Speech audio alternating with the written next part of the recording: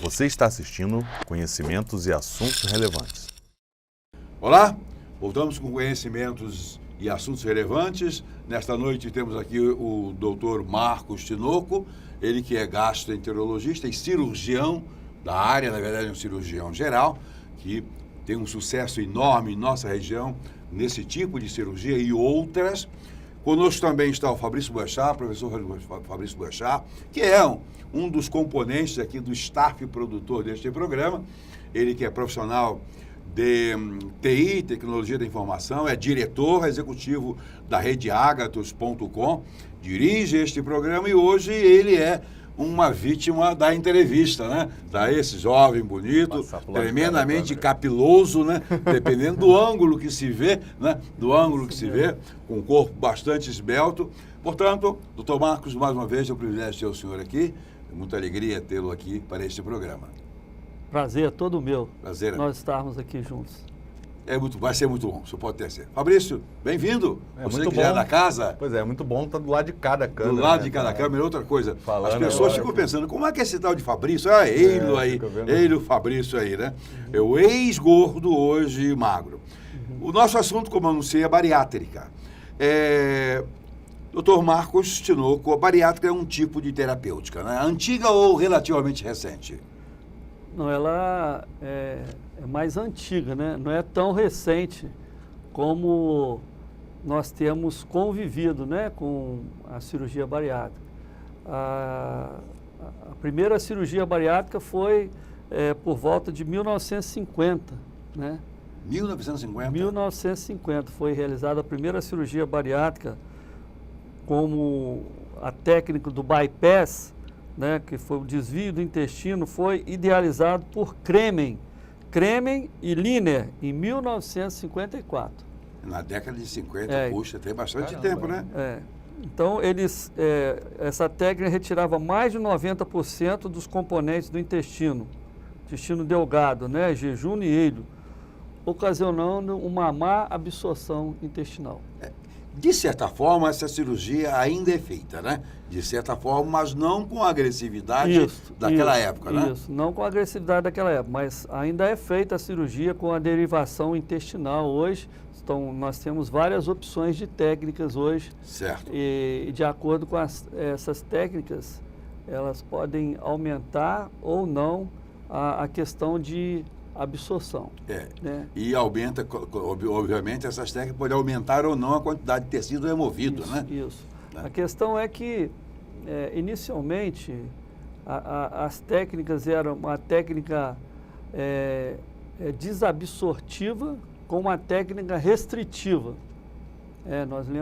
Lembro como nós começamos a fazer a cirurgia de FOB Capella, que era uma cirurgia restritiva e uma cirurgia desabsortiva. Por quê? Restritiva porque você restringia a chegada de alimento no estômago.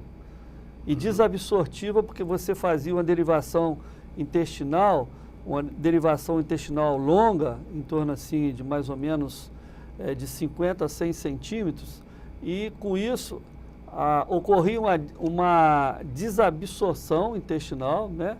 E com isso também a dificuldade para a chegada de alimentos no estômago, né? Porque a gente colocava um anel. Um anel, né? E com isso o paciente emagrecia rapidinho. Mas, em compensação, perdia a qualidade da sua estrutura, afetava muito a sua saúde, né? Afetava muito a saúde, né? Posteriormente, a questão dessa cirurgia com o anel, ela já evoluiu para a cirurgia laparoscópica, né? Essa cirurgia eram cirurgias abertas, aí evoluiu para a cirurgia laparoscópica e sem o anel, né? Porque nós tivemos pacientes que eu operei, eu tive 2 casos de complicações, né? Que o anel extrusou para dentro do estômago e aí nós tivemos que retirar esse anel. Então hoje a gente já tem uma tesoura endoscópica, que a gente introduz essa tesoura por dentro do aparelho de endoscopia, vai lá e secciona o anel e tira ele, como corpo estranho. Como tudo na vida, a evolução ocorre, né? No primeiro momento, qualquer técnica, por melhor que seja, ela vai, evidentemente, apresentar resultados negativos, né? Isso. E mesmo assim, olha, em 1950 para cá, então é uma prática evoluiu bastante, porque é recente, não é uma técnica cirúrgica, se bem que as cirurgias em geral evoluíram muito depois da Segunda Guerra Mundial, né? Então, mais ou menos nesse justamente contexto, depois da Segunda Guerra Mundial. Mais ou menos nesse contexto. Agora, não é por uma questão só de vaidade que se faz cirurgias bariátricas, né? Tem gente que faz por vaidade. Tem, não é? Tem. Mas não é só uma questão por vaidade, né? Não, tem os casos que aquelas pessoas que fazem um programa de dietas, né? Fazem acompanhamento com o nutricionista, fazem dietas por longa data, mas não conseguem emagrecer. De maneira nenhuma. Não consegue. Eu conheço um camarada muito meu amigo que é assim. Sou eu mesmo. Então, aí existe uma coisa que nós chamamos de o efeito sanfona. Vai, volta. Efeito sanfona. A pessoa perde, vamos dizer, perde 10 quilos, depois volta e ganha 20, ganha 15.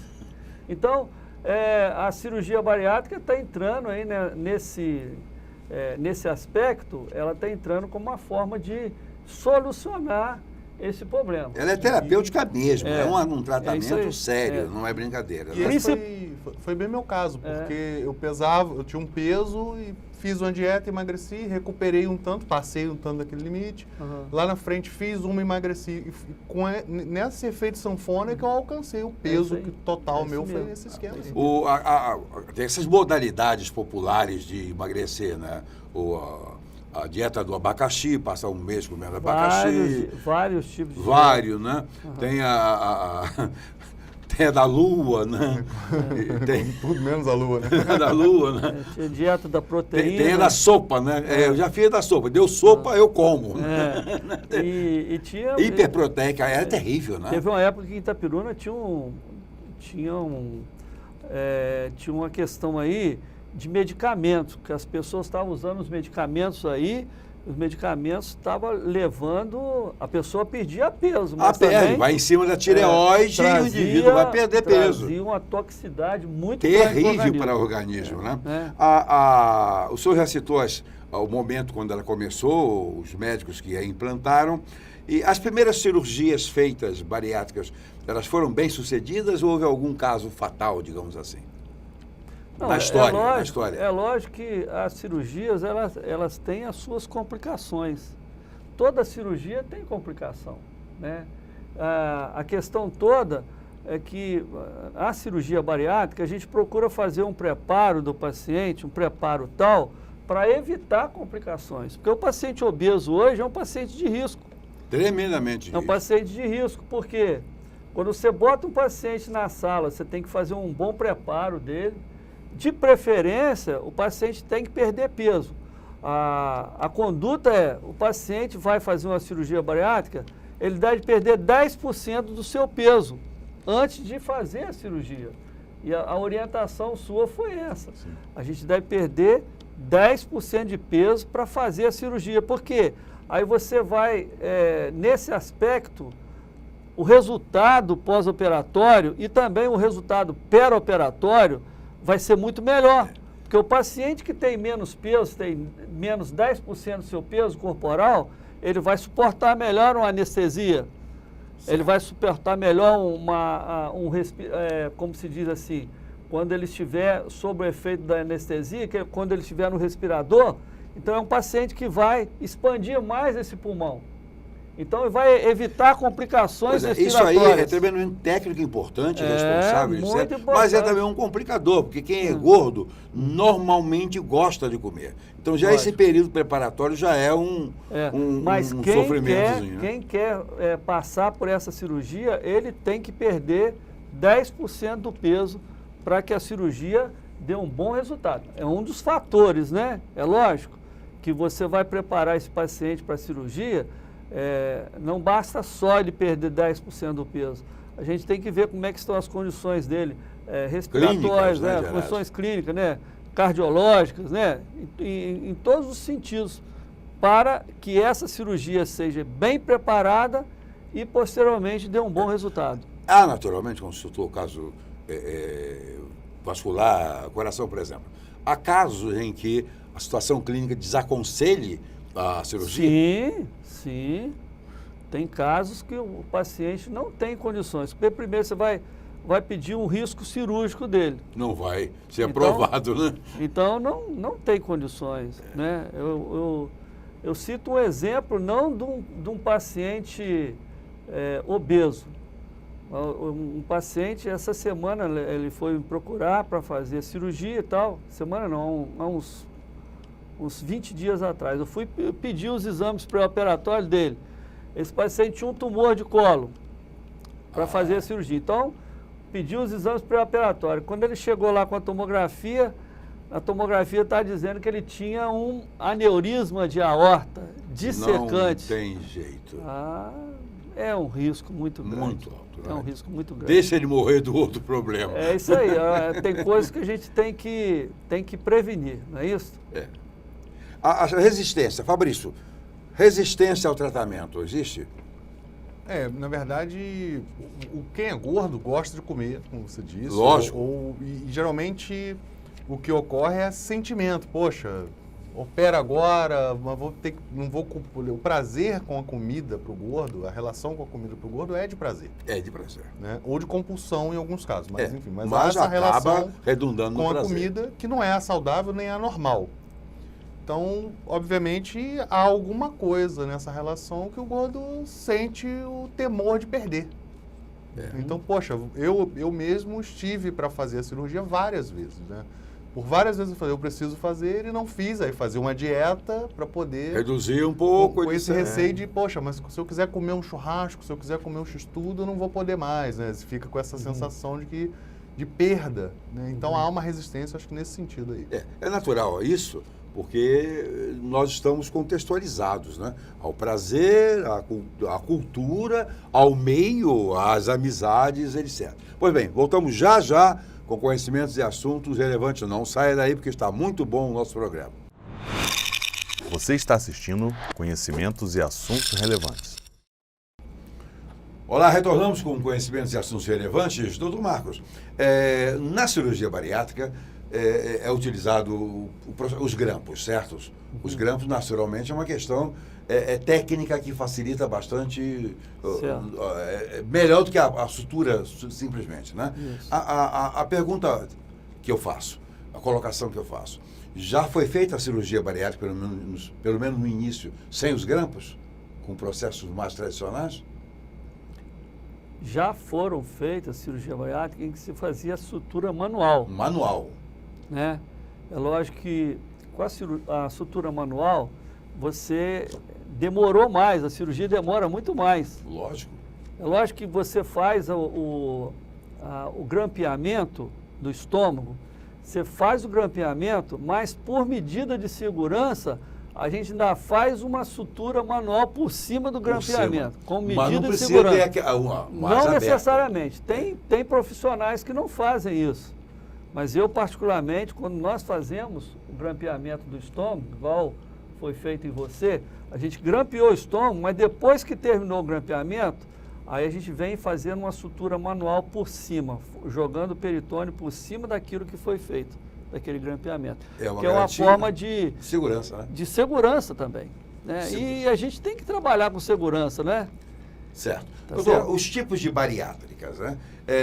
Deve existir, não só um tipo, mas em função da agressividade, do quantos por cento tira do caso do estômago. As cirurgias bariátricas, as mais realizadas no Brasil atualmente é o bypass gástrico e a cirurgia de sleeve, né? Então, tinha também o duodenal swift, né? E também tinha o que era reconhecido pela Sociedade Brasileira de Cirurgia Bariátrica e Metabólica também, o anel, né? Mas o que se usa mais no Brasil é a cirurgia de bypass gástrico e a cirurgia de sleeve. Percentualmente, no Brasil, em torno de 75% das cirurgias bariátricas são bypass. 25% as outras cirurgias, né? Sendo que o sleeve está ocupando um espaço cada vez maior. E, em termos mundiais, o sleeve hoje é uma das cirurgias mais realizadas no mundo, a cirurgia de sleeve. O sleeve, especificamente, como é que funciona? Para os nossos telespectadores. O sleeve a gente faz, também conhecido como cirurgia em manga, né? Você faz a ressecção, começa a ressecção no antro gástrico e faz a ressecção do fundo gástrico, né? Vai grampeando até o fundo gástrico. Ali, no fundo gástrico, é onde que há a produção do hormônio grelina. Esse hormônio é o hormônio da fome. Da fome. Então, antigamente fazia-se essa cirurgia associada a uma derivação intestinal, que seria do adenal swift. Mas aí o que aconteceu? Viram que só esse tempo da cirurgia, fazia esse tempo, depois fazia outro. Viram que só esse tempo da cirurgia estava dando um resultado muito grande. Os pacientes que eram diabéticos, a glicose deles estava baixando. Os pacientes que eram hipertensos também, a hipertensão estava ficando controlada. Então, essa cirurgia começou a ter um papel muito grande na área médica. Reduzida, ou seja, menos tempo, diminuindo riscos também, isso de infecção também, e isso tudo aí, mais, isso e mesmo. com a mesma eficácia. Isso aí. Ou até melhor, no caso, né? Isso Porque mesmo. perder a fome, ou seja, não é bem perder a fome, mas não ter a compulsão, a vontade de isso comer mesmo, compulsivamente já facilita bastante, né? Esses são os modelos básicos, né? São os modelos básicos. Existe hoje também a cirurgia para... Na realidade, essas duas cirurgias são cirurgias que são usadas como cirurgias metabólicas. Por quê? O paciente que é diabético, essa cirurgia baixa, e a gente vê na prática o paciente que às vezes usava, às vezes insulina e coisa e tal, quando faz a cirurgia, melhora os níveis de glicose e às vezes esse paciente nem precisa usar a insulina depois. Às vezes fica no hipoglicemia antioral e tem pacientes que às vezes a glicose baixa tanto que não precisa nem de usar a hipoglicemia antioral. Então, essa cirurgia, na realidade, é um tipo de cirurgia que é considerada cirurgia metabólica, tanto o bypass como o sleeve. Mas nós temos também no Brasil a cirurgia metabólica, que é a interposição de ilho. Foi uma técnica desenvolvida por um médico lá de Goiânia. E essa técnica é uma técnica que tem se usado muito para o tratamento de diabetes tipo 2, que tem dado também o resultado. Mas, até onde que eu tenho conhecimento, ainda não era reconhecida ainda pelo Conselho Federal de Medicina, essa técnica. Mas é eficaz. Mas está se provando eficaz. E também não é proibida. Não é proibida, está ainda nos protocolos de pesquisa. Protocolos de pesquisa, doutor, o senhor citou aí o diabetes. O diabetes é, sem dúvida alguma, uma doença apavorante, não é? É como se fosse uma ferrugem, né, que vai corroendo o indivíduo por dentro, ele não percebe que está piorando, vai evoluindo e finalmente mata silenciosamente. Isso. Então, no caso, a bariátrica é importante para a questão da obesidade, especificamente, com suas muitas consequências, e para o diabetes, que não é necessariamente uma questão da obesidade. O paciente que vai perdendo peso, a glicose dele vai baixando. Isso é uma coisa natural. A pressão também, o paciente vai perdendo peso, a tendência da pressão é normalizar. Então, junta-se o útil ao agradável. O paciente perde peso e controla a glicose e controla a pressão. Foi o que aconteceu no meu caso. Eu dormia mal, roncava muito. É uma outra situação, tinha pressão alta, estava pré-diabético. A apneia do sono é uma outra indicação da cirurgia bariátrica. Tudo isso, senti melhor em todos esses sentidos aí. A cirurgia bariátrica, portanto, teve, ainda que tenha começado, eu não sei quais foram as motivações, nós nem temos que saber quais são as motivações que levaram à sua criação, à sua introdução, mas a verdade é que se vê hoje que ela é importante num espectro muito amplo da saúde, muito amplo. E, sobretudo no diabetes, sobretudo na questão da respiração, né, da qualidade do sono, por exemplo, que é algo muito sério para a vida e sua qualidade. Então, ela é de muita importância. Tem gente que não quer. Ah, não, eu prefiro, eu gosto de comer, etc. Mas peraí, a gente tem que comer para viver e não viver para comer. Mas tem muita gente que come, vive para comer, não pensa em outra coisa. Isso é um negócio terrível. Esse é um complicador até, digamos assim, na chegada desses pacientes que são obesos, que na verdade não querem parar de comer. Isso aí é um complicador. A questão da obesidade aí é também o paciente tem vida sedentária. A pessoa que tem vida sedentária, ele desenvolve a obesidade com muita facilidade. Porque hoje chega uma determinada idade que a pessoa fica mais preguiçosa, né? A pessoa quer alimentar, quer comer bem, mas não quer gastar energia. E com isso, o que está acontecendo? Vai acumular peso, porque não quer gastar energia.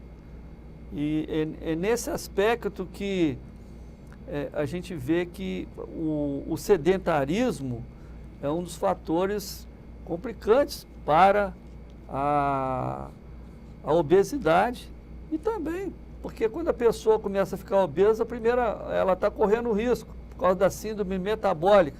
Ele começa a ficar obeso, ele está correndo o risco de ficar diabético, está correndo o risco de ficar hipertenso e outras complicações que vão surgir em decorrência. Nós temos, o senhor citou várias patologias que são beneficiadas pela cirurgia bariátrica. Há outros casos, diabetes, certo? A hipertensão, não é? E por aí. No caso específico do ácido úrico, a bariátrica também tem uma função? Se não primária, pelo menos secundária? Não tanto ácido úrico, mas eu vejo, por exemplo, uma coisa que nós vemos muito, paciente que tem problema de insuficiência venosa. Paciente que às vezes tem problema de úlcera de perna, por causa do excesso de peso, às vezes envolve úlcera de perna também. Essa questão vascular resolve... Com facilidade. Resolve muito bem com a cirurgia bariátrica. Mas no caso do ácido, por exemplo, já que o camarada não vai comer tanto, mas é lógico, vai diminuir, indiretamente, vai sim. indiretamente beneficiar, sim. Né? Vai, beneficiar, indiretamente, né? sim. Risco da cirurgia bariátrica, é o risco de toda cirurgia ou há riscos específicos? É lógico que, como eu já falei anteriormente, o paciente que ele é bem preparado, né, ele perde 10% do peso corporal. Se ele está com boas condições respiratórias, né? Tem pacientes que às vezes, os grandes obesos, que a gente orienta para fazer exercício respiratório no pré-operatório, né? Fazer fisioterapia respiratória, porque a questão respiratória é o mais importante. Porque o paciente obeso, o mais importante é a questão respiratória no pós-operatório, né? Então, se ele faz um bom pré-operatório, faz um bom preparo, não quer dizer que ele não possa complicar. Poder até pode, mas é muito mais difícil. É o mesmo risco de uma cirurgia. Qualquer outra aí. Uma outra cirurgia, entendeu? Mas existe uma outra questão também que tem que ser feita, né? A questão do preparo, né? Por causa de embolia pulmonar também é uma das complicações que pode acontecer. Mas esses pacientes, a gente faz um preparo também, faz uma profilaxia para esses fenômenos tromboembólicos. Então, pode acontecer complicação? Pode, mas você tem como fazer a profilaxia. Na verdade, cuidados, a gente tem com viagens aéreas, por exemplo, é aconselhado, pelo menos para as pessoas idosas, né, usar a medicação. Meia elástica e uma bolinha na barriga para diluir melhor o sangue. E ter paciência, porque riscos existem. Agora, riscos, todos nós somos sujeitos, né? Saiu de casa, tá andando, tá comendo, entrou no carro, sai a pé, risco para todo lado. Então é melhor ter cuidado, se tratar. A cirurgia é segura, os cuidados são ótimos. Em particular, esse cirurgião é tremendamente ético, profissional, de qualidade, respeitado e com um sucesso absoluto. Voltamos já, não saia daí. Você está assistindo Conhecimentos e Assuntos Relevantes. Olá, retornamos com conhecimentos e assuntos relevantes, tratando sobre bariátrica, com o Dr. Marcos Tinoco, cirurgião, especialista da área, gastro, e com o Fabrício, né, um cirurgião e um cirurgiando, né, diríamos assim, criando a expressão. Doutor Marcos, exames necessários, tem todo aquele protocolo de exame, inclusive o risco cirúrgico, que vai trabalhar, vai verificar exatamente a capacidade cardiovascular, que é fundamental, né? Que é fundamental. Algum exame específico fora desses comuns para cirurgias em geral? Um exame que a gente usa, lógico, a gente, além dos exames pré-operatórios normais, a gente usa fazer muito prova de função respiratória, para ver como é que está a capacidade pulmonar do paciente. Lógico, tem pacientes que super obeso, né, que tem uma capacidade menor. Aí faz parte da gente fazer esse prova de função respiratória, né? É a espirometria. Espirometria, né? Então, esse paciente a gente faz.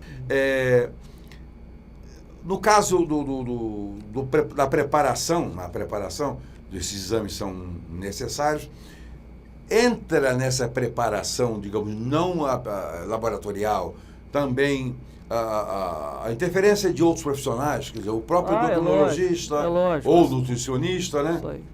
A cirurgia bariátrica hoje, isso faz parte, né, dos protocolos, o componente é uma equipe multidisciplinar. Normalmente, quando o paciente vai fazer a cirurgia, ele tem que passar pela nutricionista, dependendo dos serviços, passar pelo endocrinologista, passar pela psicóloga, né? Tudo isso entrando na preparação para a cirurgia.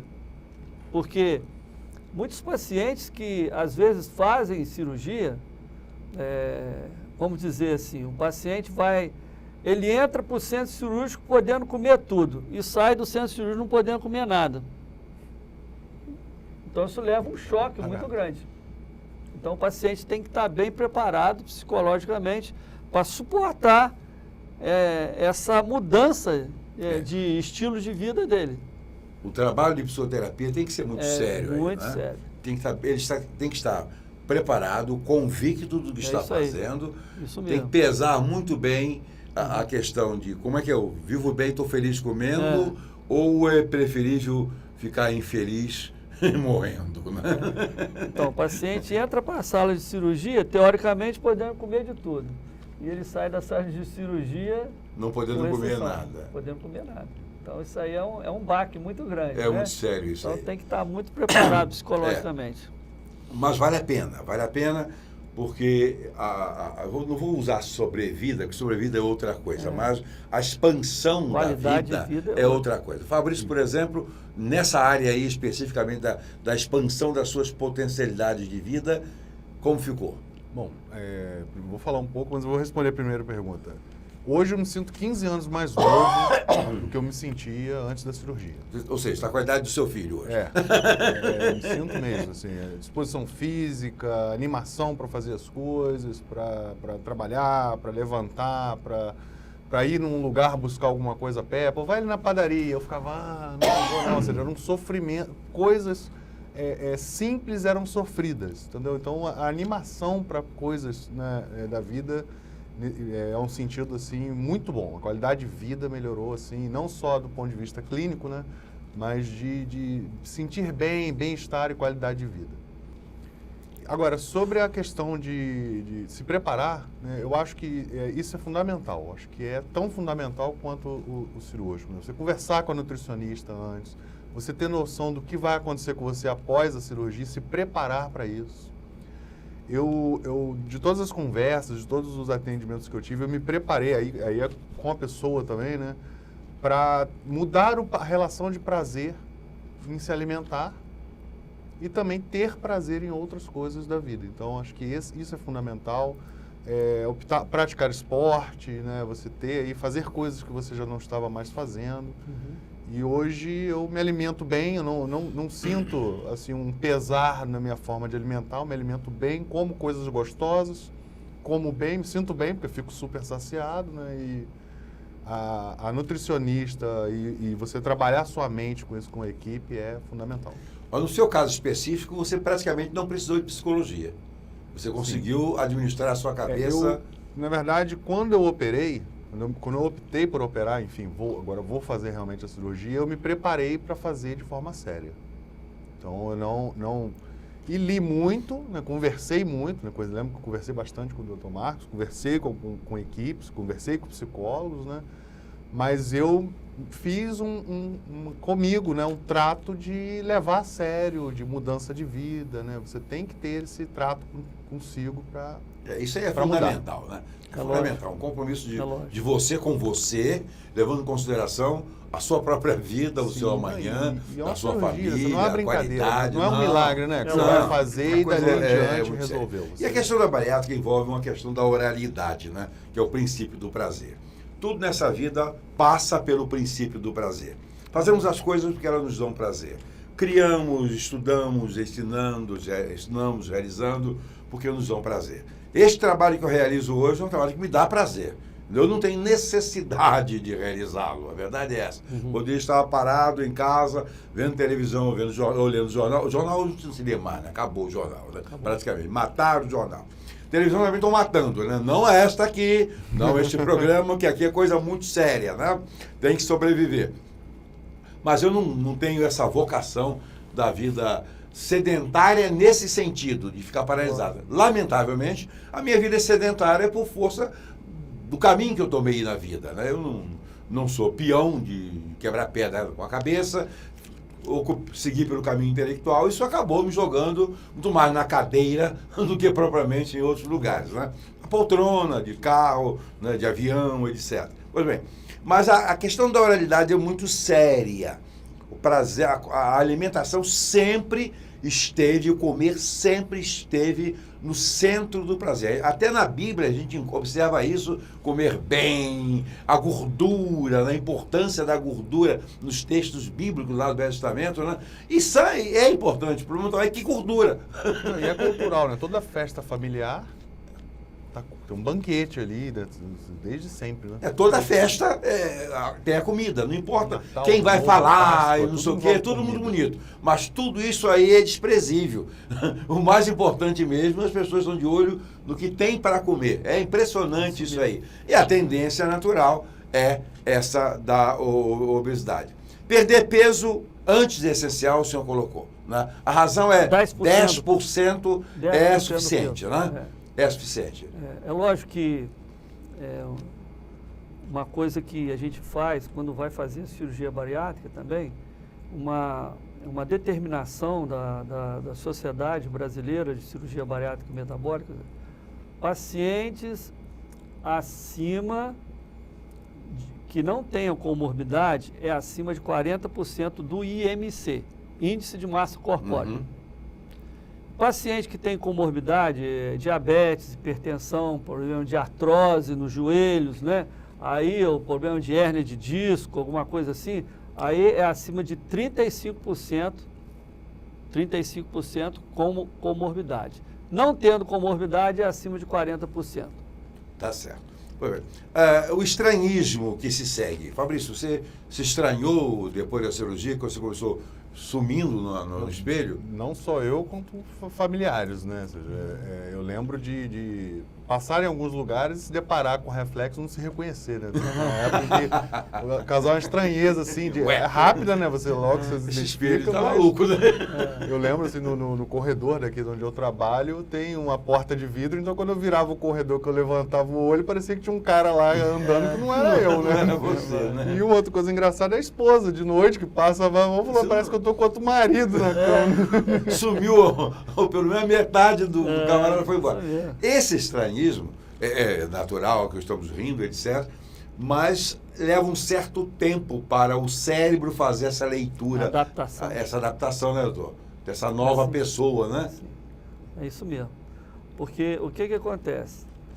Tem muitas pessoas que às vezes não se adaptam bem a essa nova situação. Sim. Por isso que é importante o preparo psicológico. Porque a gente tem casos relatados de muitos pacientes que foram submetidos à cirurgia bariátrica e depois se envolveram no alcoolismo. Que não conseguiam se adaptar a uma nova situação.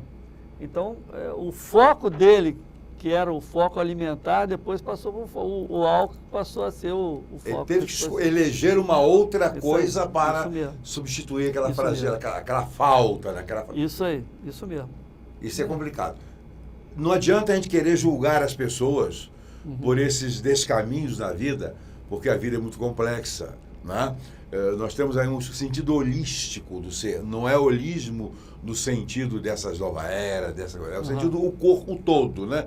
Não é uma questão de corpo só, é uma questão de cabeça, de pensamento, de mente, de como a gente está fazendo a leitura da vida, do futuro da gente, e esse estranhismo é natural. Você, como o bariatrizado, você teve estranhismo, e nós também, né? Sim. A última foto que eu vi sua, gordo, eu digo assim, para que esse cara? Tem alguma coisa agora que... é o contrário, quando cara? não me reconheço em fotos antigas.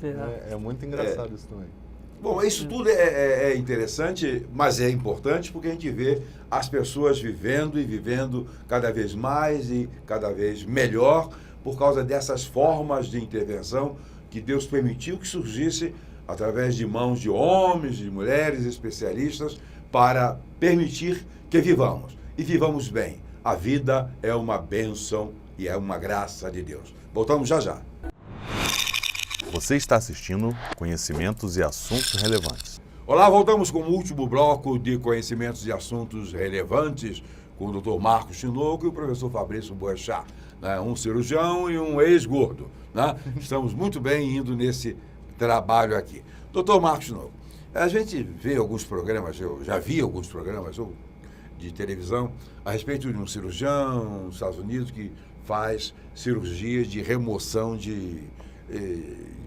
eu diria excessos, eu diria, não é só uma questão da bariátrica. Pessoas que chegam lá dos anos 50, 300 quilos, 300 e poucos quilos, tem que ser tiradas de casa por um guindastre, né? Aquilo ali é outra coisa, não é? Ou tem alguma relação com a bariátrica também? Tem, que a gente fala, são super obesos. São pessoas que têm um peso corporal muito alto. Esses pacientes, eles podem ser até operados, né? Existem serviços especiais para fazer essa cirurgia, né? São Paulo tem serviços que fazem um tipo de cirurgia em pacientes superobesos. Você tem que ter o quê? Você tem que preparar muito esses pacientes. Vez por outra, a gente vê na televisão um paciente superobeso, né? Que às vezes um cirurgião ele se prontifica para fazer uma cirurgia desse, mas ele tem que ir para um spa, tem que perder muito peso, é um preparo bem mais rigoroso do que um paciente. E a complicação emocional e mental é um negócio horroroso. Então, esses pacientes podem ser operados de cirurgia bariátrica, mas tem que, geralmente vai para um spa, para perder bastante peso mesmo, para tornar a cirurgia mais factível, porque não é fácil. Você tem que ter uma mesa cirúrgica. Não é uma mesa cirúrgica, tem só uma mesa de sinuca. Uma mesa de sinuca cirúrgica. Você tem que ter uma cama especial, entendeu? Para esses pacientes. Então você tem que ter um preparo especial para eles. E eu acompanhei bastante esse tipo de programa antes de operar, eu até hoje assisto de vez em quando. E geralmente esse super obeso, ele tem uma compulsão, ele tem um exagero alimentar, geralmente atrelado a algum distúrbio psicológico, alguma coisa que aconteceu anteriormente.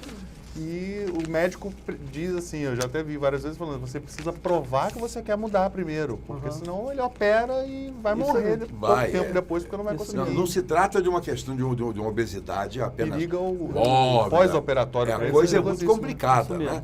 Agora, eu já vi caso de, não sei se precedeu ou foi após a cirurgia, de remoção de pedaços de perna, que eles chamam de tumores, das placas monstruosas de excessos que não seriam eliminados simplesmente de maneira metafórica. Isso aí normalmente pode ser feito depois com a cirurgia plástica. Então, o paciente, às vezes, que perdeu muito peso, né? Então, normalmente a gente orienta para ele fazer academia depois, para ele ganhar massa muscular, para tentar compensar, né? Mas existem os casos que não tem como, aí é só através da cirurgia plástica. No caso da cirurgia plástica, para remover peles, isso é natural. Isso depende naturalmente do tipo de tecido dessa pessoa, né? Isso. Da questão de colágeno, etc. Isso. O Fabrício, por exemplo, tem uma pele muito boa, né, Fabrício? Sim, eu não tô tão... Fiquei melhor do que imaginei que fosse ficar, inclusive. Isso é interessante. Tem que fica com tanta pele, dá pra fazer até uma capa para o automóvel, dá uma cortina. Não vou dizer que não ficou. Uma Eu perdi 70 quilos até agora, então tem excesso de pele, mas eu tenho elasticidade que não ficou tão ruim. Isso não é uma coisa de todo mundo, claro. Varia bastante. Isso mesmo. Varia bastante. De paciente para paciente. Doutor, de que se livram os operados? As pessoas submetidas a essa cirurgia estão, na verdade, se livrando de quê? Além das patologias. O mais importante para esses pacientes é a qualidade de vida. É lógico, aquele paciente que era diabético, a glicose dele vai voltar ao normal. A tendência é voltar ao normal. Aquele paciente que era hipertenso, ele vai perder. E mais, ele vai ficar, além da qualidade de vida, ele vai ficar com alto astral, né? Como você mesmo já disse aí, né? Você vai ficar mais animado para fazer as coisas, né? Então você vai ficar com um sentimento, né? Uma alegria, né? Você se sentir bem consigo mesmo. Não existe coisa melhor do que isso. É comum hoje as pessoas falarem para mim, você está falando mais, você fala até mais rápido. É porque eu precisava parar para respirar. É o caso seu, né? A qualidade de vida, você, Fabrício, mesmo. mudou, mas mudou assombrosamente, né? Com certeza. Para levantar, pegar coisas, subir escada, dirigir, qualquer Porque a pessoa que é obeso mesmo, igual era o Fabrício, ele corre o risco de ter um ataque cardíaco de uma hora para outra. E eu tenho histórico familiar disso. Então, né? ele corria o Todos, risco. rigorosamente todos. Então, a obesidade favorece o risco de um ataque cardíaco, uma morte súbita. Morte súbita, né? Entendeu? Que é pior do que o ataque, então, do que um infarto comum. Isso aí poderia acontecer. A partir do momento que ele controla o seu peso, ele controla todas os seus índices, ele passa a ter uma vida mais tranquila, passa a praticar esporte. Consequentemente, ele vai prolongar a vida dele, né? E muito.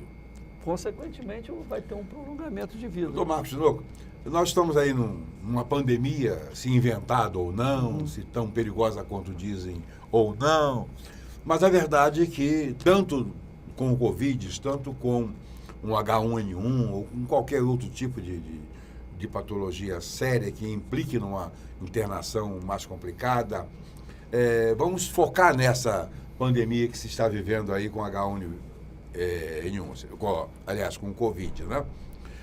O risco de um obeso que pegue um Covid é proporcionalmente muito maior em relação ao não obeso. Muito pior do que aquela pessoa não obesa. O obeso que adquire o Covid aí, se for, por exemplo, paciente que é diabético, hipertenso, é muito pior. Um obeso, diabético, hipertenso é considerado de alto risco, né? É pré-cadáver, né?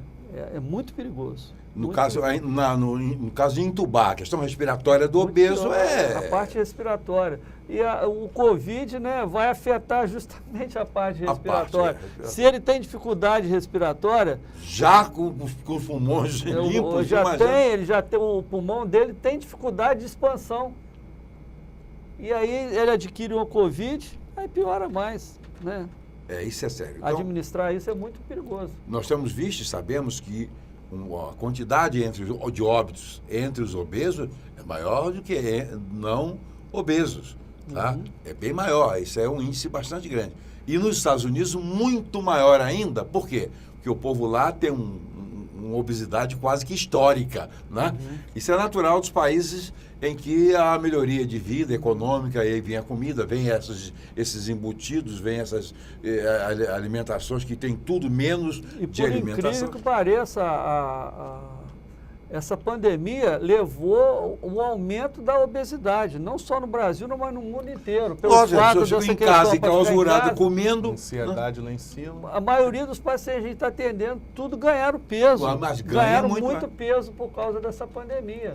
E, consequentemente, aqueles que já tinham a tendência, né, de obesidade... Engordaram aumentaram, mais ainda. engordaram muito E se ficarem mais. doentes, tem mais chance de morrer. Pior ainda, porque um obeso, uma pessoa que é obesa, não é qualquer respirador que segura ela não. Não, Tem que ser um eu sei. respirador um respirador bem mais potente do que um outro respirador comum. Para poder expandir o peso, Expandir. porque ele vai ter que levantar, vai ter que Isso aí, expandir levantando isso peso, mesmo. né? Vai levantando peso, né? É isso mesmo. Muito, né? E se É. o paciente não quis levantar peso antes, isso mesmo. o respirador Tem que vai ser um dizer assim, respirador não aguento você não, né? bem mais potente do que os outros. Né? No caso daquelas cirurgias de remoção de excessos, e faz parte da família da obesidade. Agora, a anestesia do paciente em cirurgia bariátrica, ela tem alguma especificidade, alguma dificuldade a mais ou não? Quando o paciente é bem preparado, a anestesia é praticamente a mesma. A mesma. Praticamente a mesma. Só na questão do relaxamento, né? Para o anestesista tem que fazer um relaxamento maior para entubar esse paciente. Mas depois que entubou, colocou no respirador, lógico, é tranquilo. É tranquilo. Eu, quando fiz uma primeira cirurgia de apendicite, eu não sabia, mas eu fazia efeito contrário ao diazepam, né? O benzodiazepínico. Aliás, qualquer benzodiazepínico. E foi um desespero, porque relaxei, na hora da cirurgia eu acordei, foi um negócio complicado. Foi lá em Cabo Frio e me sedaram. Acho que deram uma pancada na cabeça, alguma coisa, mas conseguiram me apagar ali.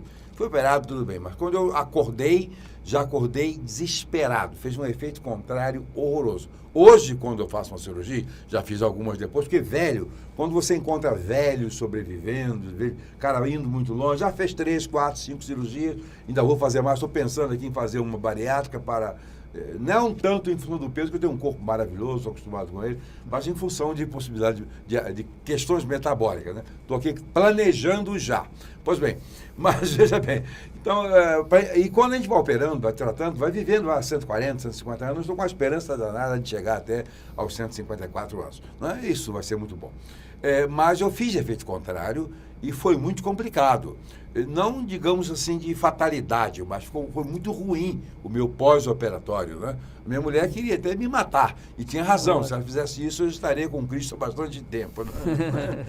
Mas essa questão de efeito... A questão hoje da anestesia, a anestesia, de uma forma geral, hoje melhorou muito. Né? Nós que acompanhamos essa evolução, porque a anestesia hoje ela é mais gasosa. Certo. Anestesia é mais gasosa. Você faz a indução da anestesia, coloca o paciente no plano, entubou ele, bota no gás. Bota no gás. Pois é, a primeira fase que me quebrou. Então, induziu. Hoje, uma das drogas que usa mais para induzir hoje o paciente na anestesia é o Propofol. Né? Induziu a anestesia, entubou o paciente, usa um relaxante, entuba o paciente e bota ele no gás. Aí, tá operando, tudo bem. Terminou a cirurgia, desliga o gás, o paciente já sai acordado da sala. Hoje melhorou muito, né? Eu passei por essa experiência, estou avisando, qualquer cirurgião que esteja me ouvindo, se tiver a sorte de me apanhar amanhã depois, por favor, não use benzodiazepínico, por favor, né? Hoje essa não parte se usa mais, para relaxar, tá? Estamos terminando esse programa, agradeço muito ao doutor Marcos Tinoco. Foi um prazer. Essa colaboração. Ele está aí, o telefone dele, qualquer necessidade, procure-no, que você estará nas mãos de um excelente médico. Fabrício Operado, meu amigo, meu sobrinho, bom, né? Diretor do programa aqui, está com um corpo esbelto para danar. No ano que vem ele estará com uns 80 quilos, alguma coisa parecida por aí. A gente pode dizer que o Fabrício foi feito, a técnica que foi feita nele foi o sleeve, cirurgia de sleeve. E ele estava com 170, né? 175. 175 quilos. Agora está com 105. 105 quilos. Então vai fazer 1 ano de operado, né? Fazer 1 ano em 14 de dezembro. Então, Muito bem. Foi, Muito graças obrigado a Deus, tudo bem. pela sua audiência. Na próxima terça-feira, nesse mesmo horário, estaremos aqui com conhecimentos e assuntos relevantes. Assista o próximo bloco e, por favor, acesse redeagrados.com. Todos os telespectadores acessem redeagrados.com. Nós temos alguma coisa muito importante para você.